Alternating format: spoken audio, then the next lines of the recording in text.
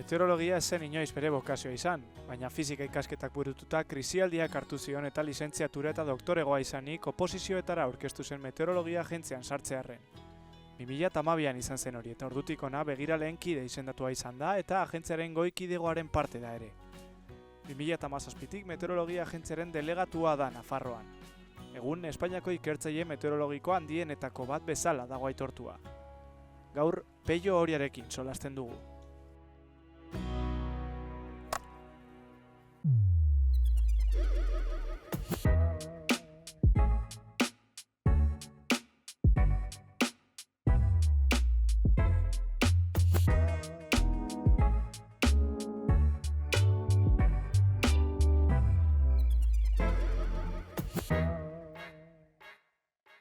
Bueno, non gaude, azaldu, mesedez, nora ekarri gaituzu, zer demontre da hau?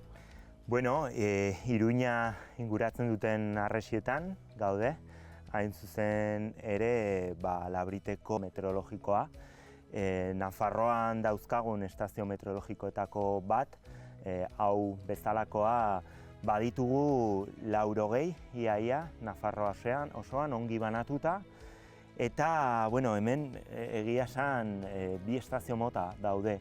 Bata eskuzko estazioa da, bestea automatikoa. Da, hori da, nolabait, datuak pasata hartzeko, ez? Ja da eguna pasa ostean, hurrengo egunean, etortzen da zure laguntzailea eta hartzen ditu datuak. Baina nola aurre ikusi daitezke datuak? Azken finean, eguraldia ikusten dugunean, gu telebistan edo, nahi duguna da, bihar egingo denboraldia edo eguraldia jakitea, ez? Igual ez hainbeste atzo gertatutakoa, baita ere, noski, baina batez ere igual datorrena jakitea. Nola aurre ikusi dezakegu hori? Estazio automatikoak transmititzen ditu hartutako datuak 10 minuturo, eta horrek balio du nolabait esateko zainketa eta segimendu bat egiteko, eguraldiaren segimendu bat egiteko. Hori alde batetikan. Beste aldetikan, zuk esan duzun moduan, datu horiekin, datu hauek behar ditugu prebisioak edo aurre ikuspenak egiteko. Ez bakarrik estazio meteorologiko honetakoak, baizik eta mundu mailan, mundu globalean, milaka edo milioika estazioak daude eta hartutako datuekin egiten dira prebisioak. Eta behatutako datuak importanteak dira ere bai, egiaztatzeko prebisioak bete diren ala ez. Horretarako baditugu eredu meteorologikoak. Eredu meteorologikoak eredu fisikoak dira. Eta hori da, azkenean ekuazio konplexuen multzo bat daukagu. Soluzioak bilatzea da guk behar duguna, baina beste gauza importantea da superkonputazio sistema bat izatea. Eta zentzu honetan gure egoitzan, Madrilen, hor badugu super ordenagailu bat, hau da, uste dut, estatu mailan bigarren potenteena, eta horri esker prebisioak eguneratzen ditugu, behin baino gehiagotan, egunean zehar 4 aldiz, eta gertaera edo muturreko gertaera fenomenoetan oso importantea da predikzio ahalik eta predikzio zehatzenak lortzeko.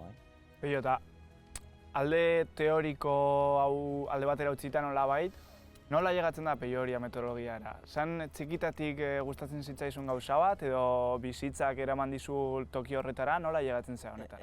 Egia esan ez, ni fizikaria naiz, fizika ikasi nuen Salamankako unibertsitatean. Gero, doktoretza bat egin nuen Alemaniako toki batean, Alemaniako unibertsitate batean. Hor, fisiko esperimental bezala lan egiten nuen, ikerkuntzaren talde txiki batean, nazioarteko talde txikian. Eta Iruñera bueltatuta hori zen 2010ean, urte komplikatua zen enpresa batean sartzeko eta hori da, krisi dela eta erabakia hartu nuen oposeketara aurkeztera, gauza ezen gaizki atera eta lortu nuen. Gaizki ziur ez ala artera. Bai, hori da. Lortu nuen meteorologiako estatu agentzian sartzea eta esan beharra dago guk lantzen duguna atmosfera da, atmosfera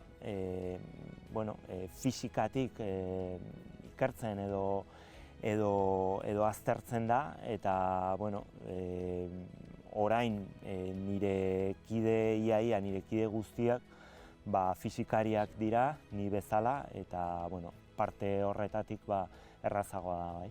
Baina ikasketak bideratzeko egun horietan edo hasikera puntu horietan, norantza zijoan Peio horiaren ideia edo ikasketa horiek, fisika ikasketak eta gerora Alemanian esan dezun bezala Hessen uste dut, ez?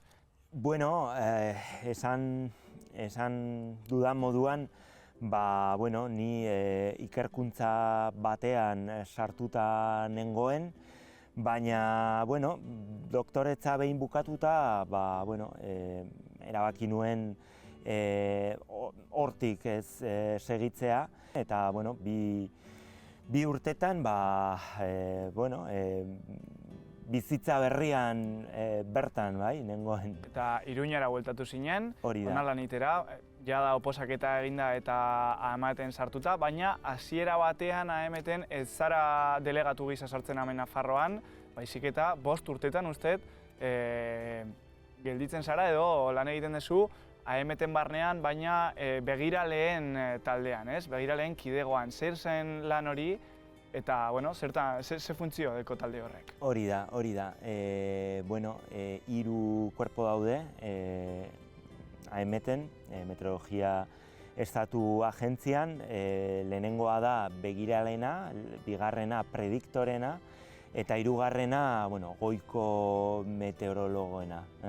Ni, goiko meteorologoa izateaz aparte, begiralea naiz horrela sartu nintzen agentzian, eta zuk aipatu duzun moduan, lehenengo urtetan pasatu nintzen aireportutik, hor behaketa bulego txiki bat daukagu. Peio, egoera horretan, AEMeten jada sartuta egonik, egin dituzu pila bat ikerketa, batez ere prezipitazioekin lotuta, ez? Baina noraino ailegatzen dira, dinot, ze azken finean ikerketa horien atzean ikusi daitekena da klima aldaketa nolabait, ez? Orduan, noraino zaude arduratuta klima aldaketari buruz eta noraino arduratu behar da jendartea klima aldaketari buruz? Momentu honetan kezka handia dago klima aldaketaren kontuetan. Zergatik, aldaketak eta gorabehera hauek eta alterazioak azkartu egin dira azken bolada honetan, azken urteotan, ez bakarrik hemen Iruñan edo Nafarroan bertan, baizik eta penintsula mailan, kontinente osoan eta mundu mailan ere bai. Baina gero dago klima. Klima zer da? Klima da une eta toki jakin batean epe luzerako kondizioak nola aldatzen diren eta horrekin batera badator klima aldaketa. Normalean halako aldaketak hamarkadetakoak dira, baina kasu honetan azken urtetan esan dudan bezala ikusi dugu nola adibidez prezipitazio patroiak aldatzen ari diren eta gero dago bero olatuen edo bero aldien zenbakiak eta frekuentzia. Oso modu azkarrean aldatzen ari da hori bai. Orduan, hamarkada hauetan jada pentsatu behar dugu, ez? Klima aldaketak izan ditzakela ondorio olatzak gure gizartean, ez gure seme-alaben edo gure gizartean jada? Gure gizartean jada, hori da. eta ikusten dugu adibidez nekazaritzako arloan, aurten adibidez asko hitz egiten dugu lehorteaz, baina aldi berean intentsitate handiko prezipitazioei buruz ere bai. Eta horiek dakar inpaktu handia nekazaritzan ikusten ari gara, esan dudan moduan, edo ur kudeaketan, edo baso kudeaketan, eta tamalez okerrena ez da iritsi edo ez da etorri oraindik, eta ikusiko dugu, eta gure seme-alabek tamalez ikusiko dute, eta efektu okerrenak sentituko dituzte hamarkada honetan, baina batez ere etorkizunera begira, ez bakarrik hamarkada honetan, hurbileko etorkizunera baita pixka bat haratago begirata, noraino ailegatu daitezke ondorio horiek? Uste duzu gizartea moldatu daitekela? Hori da gakoa, eta egokitzapen prozesuak eta estrategikoak hor giltza daukate. Nire ustez da ikusiko ditugun aldaketak oso azkarrak etorriko zitzaigula, eta egokitzapena ikusiko dugu, ea garaiz datorren ala ez. Seguraski arlo hauetan bai, baina beste sektoretan kostatuko da askoz gehiago. Hirietan lan handia daukagu aurretik, eta akondizionatu eta egokitu behar ditugu etxe bizitzan, batez ere hor pertsona kalteberak bizitzen diren lekutan. Instituzioek hartzen ari diren erabakiak eta neurriak eta mugaketak nahikoak direla uste duzu, edo gehiago behar da, erritmo honean dauz hartzen, edo ez gara azkarregi moldatzen ari? Hori da, ez gara azkarregi moldatzen, eta ikusteko dago momentu honetan, baina seguraski hartutako neurriak inoiz dira nahikorik izanen. Hori, uste dut oso importantea da beti buruan eramatea.